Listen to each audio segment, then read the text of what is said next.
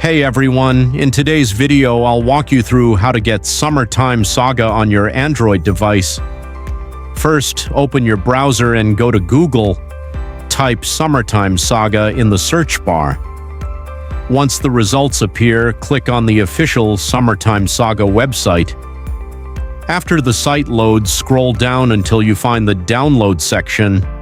You'll notice options for different platforms like Windows, Mac, and Android. Under the Android section, there are usually two versions available, one for newer devices and another for older Android versions. Pick the one that matches your phone. Next, tap on the Mega download link for Android.